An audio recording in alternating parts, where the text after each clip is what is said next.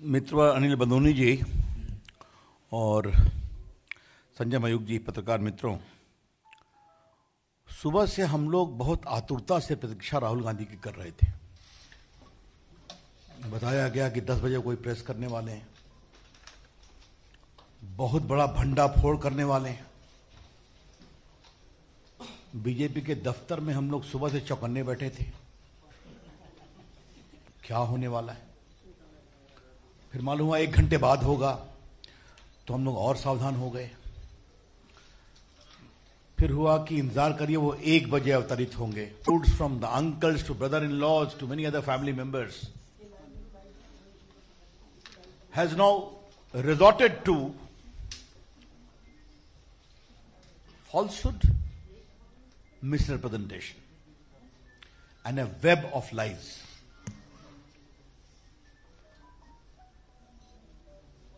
सुबह से प्रतीक्षा करते करते जब 1:30 बजे चीजें सामने आई तो एक हिंदी की कहावत है, खोदा पहाड़ निकली चूहिया।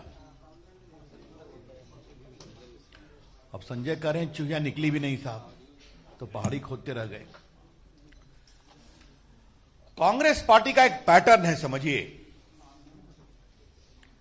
एक मैगजीन कैरवा में आर्टिकल छपता है या छपवाया जाता है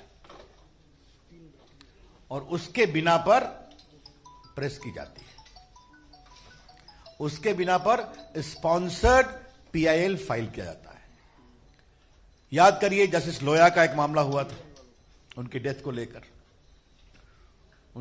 लेकर उनके परिवार को कोई शिकायत नहीं थी 3 साल तक। एकाएक एक आर्टिकल छपता है, फिर एक स्पॉन्सर्ड पीआईएल फाइल होता है, फिर जुडिशरी के ऊपर टिप्पणियां की जाती हैं और बाद में सुप्रीम कोर्ट उसको बहुत ही सख्त भाषा में डिसमिस करता है। आज एक दूसरा प्रकरण हुआ है।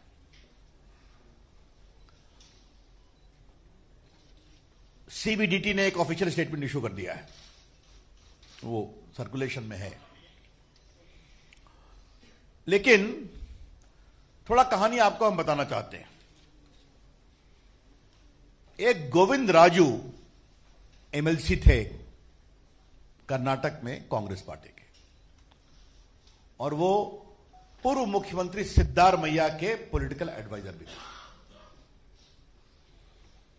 उनके यहां रेड हुई, उस रेड में एक डायरी पकड़ी गई। उस डायरी में एसजी और आरजी का बार बार नाम था। और आप पुराने अगर अखबार को निकालेंगे, पुराने अगर आप टीवी के बाइट को निकालेंगे तो उसमें आपको मिल जाएगा। This red happen close in 2017 early. उसके बाद कांग्रेस पार्टी के एक नेता हैं, वरिष्ठ नेता हैं, अभी भी मंत्री हैं, शिव कुमार। उनके यहां भी रेड होती है और एक किस्सा वहीं से शुरू होता है। 2 अगस्त 2017 को उनके यहां रेड होती है और रेड होने के बाद उनकी कई चीजें पकड़ी गई। काफी बड़ा व्यापार है। आपने देखा होगा कांग्रेस के सारे एमएलएस को संभाल कर रखने के लिए उनका जो बेंगलोर के बाहर जो उनका बड़ा सा मकान है, कैंपस है, वहां पर लोग आते हैं। उसके बाद उस रेड के दौरान, जरा शांति से बैठ जाइए कृपया करके, डिस्टर्ब मत करिए। श्रीमान D Shiv Kumar income tax के लोगों को एक लूज शीट भी पकड़ा देते हैं। उन्होंने पूछा कि ये क्या है? कहा कि ये एक डायरी के कुछ लूज पन्ने हैं। कहा आपको कहां से मिले? इट वॉज ए फोटोकॉपी, वो फोटोकॉपी थी, ध्यान रखिए। आपको कहां से मिले? तो उन्होंने कहा कि मैं पॉलिटिकल लीडर हूं, मुझे लोगों से मिल जाता है। और जो आज कांग्रेस पार्टी ने प्रेस कॉन्फ्रेंस किया है, वो ही लूज शीट ऑफ पेपर है। इनकम टैक्स डिपार्टमेंट ने डी शिव कुमार का स्टेटमेंट लिया और उनसे पूछा कि आप इसको ऑथेंटिकेट करते हैं? आपके पास इसकी ओरिजिनल कॉपी है? कहा नहीं है। कहा कि अगर आपको इतना बड़ा लगा कि बीजेपी के इतने टॉप नेताओं को घूस दिया गया तो आपने एंटी करप्शन ब्यूरो में और लोकायुक्त कर्नाटका में कोई केस किया था आपने? इनकम टैक्स ने आज के अपने स्टेटमेंट में इसको कोट किया है, मैं पढ़ रहा हूं। In response to the question as to why the said matter was not informed to ACB or Lokayukt of the Karnataka, Shri Dev Kumar has stated that as he does not know about the genuineness of the said loose sheets, he did not inform the same to the enforcement agencies. क्योंकि मुझे खुद इस बात का इल्म नहीं है कि जेन्युइन है कि नहीं है, इसलिए मैंने केस नहीं किया। अब आप इसकी जानकारी प्राप्त करिए। फिर इनकम टैक्स विभाग ने येदियुरप्पा जी को बुलाया, कहा ये आपके दस्तखत है? कहा कि मैंने तो आज तक जिंदगी में डायरी लिखी नहीं है। और वो डायरी क्या थी? कर्नाटका असेंबली के जो एमएलए को डायरी मिलती है उसी का लूट शीट्स था। कहा ये आपके दस्तखत हैं? कहा बिल्कुल नहीं है, मैं साइन करता हूं, आप मेरे दस्तखत का एग्जामिनेशन करा लीजिए।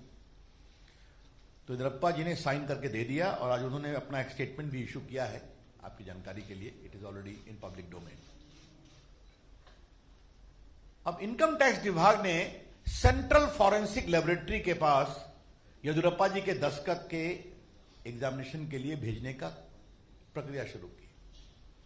उनको चिट्ठी लिखी गई तो सेंट्रल फॉरेंसिक लेबोरेटरी ने कहा कि डायरी पर जो दस्तखत है उस डायरी का ओरिजिनल पेज हमको दीजिए, क्योंकि अगर हमको किसी हैंडराइटिंग को एग्जामिन करना है तो हमको ओरिजिनल चाहिए। और मैं एक वकील के रूप में कह सकता हूं क्यों जरूरी है। आपकी राइटिंग का ऊपर नीचे कैसे होता है ये एग्जामिन करना पड़ता है, तब आपका कंपैरिजन होता है। जहां तक फोटोकॉपी का सवाल है, मंत्री के रूप में हम लोग कई चिट्ठी लिखते हैं, एमपी के रूप में लिखते हैं, ये लिखते हैं। अब इनके यहां के दस्तखत को उठा के फोटोकॉपी यहां पेस्ट कर दिया। Therefore they always want the original. तो श्रीमान शिव कुमार को कहा गया कि ओरिजिनल कहां है श्रीमान जी, जो आपने दिया था? का ओरिजिनल हमारे पास नहीं है। ओरिजिनल का पता नहीं। अपने को बचाने के लिए इनकम टैक्स रेड में शिव कुमार ने यह डिफेंस का काम किया। उनसे पूछा गया कि आपने केस क्यों नहीं किया? कहा मुझे खुद इसकी ऑथेंटिसिटी के बारे में विश्वास नहीं है। कहा ओरिजिनल दीजिए? कहा ओरिजिनल का पता नहीं है। और बाकी नो डिनाई कर दिया। क्या कांग्रेस पार्टी अब झूठ और फरेब पर चलेगी? Will the Congress party now do its politics only on false, lies and misrepresentation? ये बड़े सवाल है। अब बाकी वो कह रहे हैं हमने 17 में दिया, वो दिया। क्या वो कहानी है, वो बनाओ, कभी खुशबू आ नहीं सकती कभी कागज के फूलों से। तो इनकम टैक्स के रेड में शिव कुमार जी ने नकली कागज के फूलों का एक गुलदस्ता बनाने की कोशिश की थी, जिसका ओरिजिनल का पता नहीं। और वो कहानी कांग्रेस पार्टी आज फिर खोलने की कोशिश कर रही है। बाकी मैं इनकम टैक्स का स्टेटमेंट, सीबीडीटी का स्टेटमेंट उनके ऑफिशियल स्पोक्स पर्सन के द्वारा इशू किया गया है, आप उसे देख लेंगे, मुझे उस पर कुछ नहीं कहना। वो इनकम टैक्स का स्टेटमेंट है जहां उन सारे स्टेटमेंट का जिक्र है। इसका निष्कर्ष क्या है?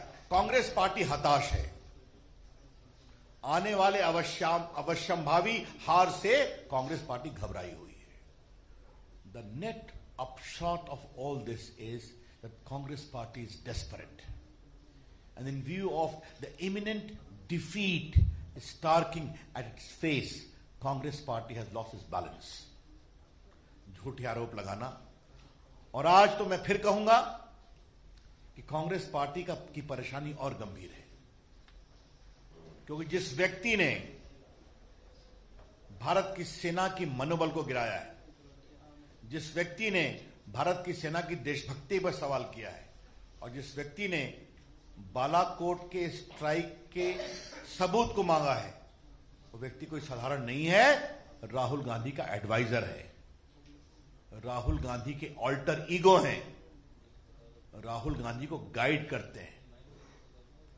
और वो विदेश से इसीलिए आए हैं कि पूरे चुनाव अभियान के हेड बन के रूप में आए हो। और ये आप सभी जानते हैं कि वो राहुल गांधी ही नहीं, राजीव गांधी से भी उनके एडवाइजर हुआ करते थे।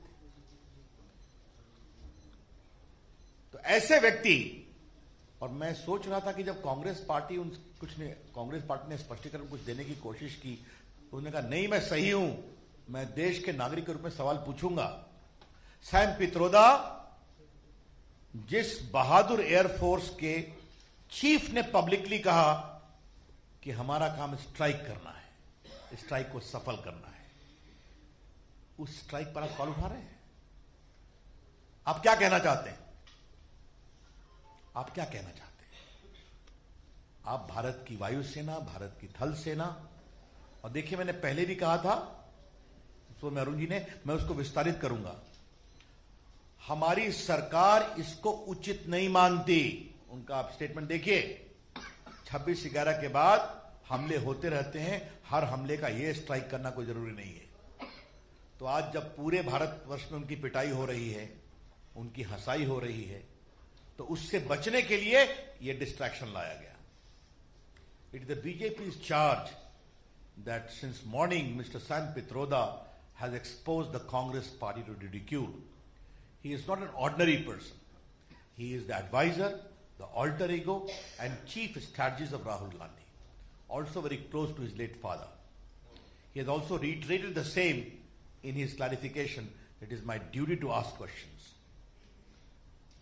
He does not believe the Air Force or the Air Chief. He does not believe the armed forces. And the whole world hasn't asked question. Mr. Pitroda is also asking question. So this whole exposure of Congress party in the company of terrorist patrons was there to see, to sidetrack that this whole issue has been raised. That's all from me. Any question on this?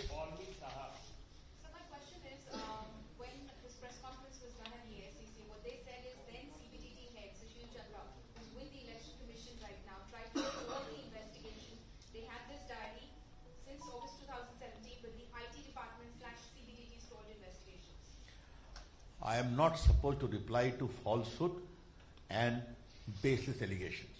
Okay? The statement of the IT department confirms everything. You are not giving the original. You don't have the original. Your own leaders' statement before the IT department do not confirm its authenticity. But you are making all sweeping false allegations. Yes, any other question? Sir.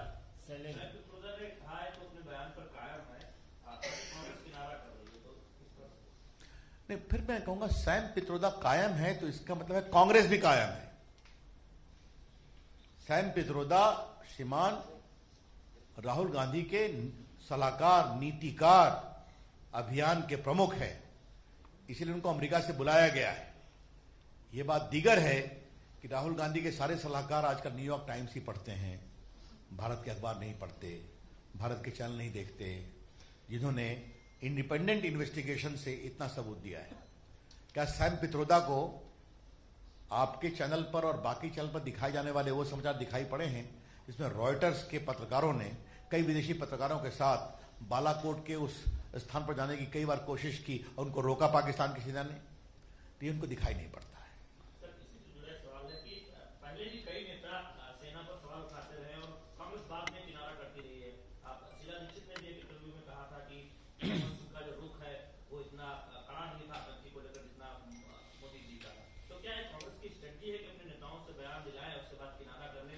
ये मैंने पहले भी कहा था, यह सब कुछ राहुल गांधी की अगुवाई में, उनके प्रश्रय में होता है, क्योंकि उनके लिए वोट अधिक जरूरी है।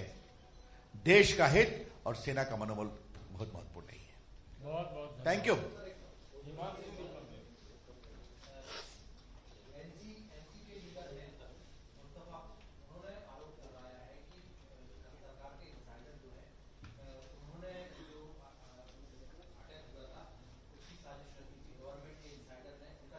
अब इस बेशर्मी से बड़े बेबुनियाद आरोप को क्या कहा जाए? झूठ बोल रहे हैं। और बाकी अगर कश्मीर के ओएनसी के प्रवक्ता हैं तो हमारे जम्मू कश्मीर के प्रभावी प्रवक्ता भाजपा के उनको उत्तर देंगे। धन्यवाद। बहुत बहुत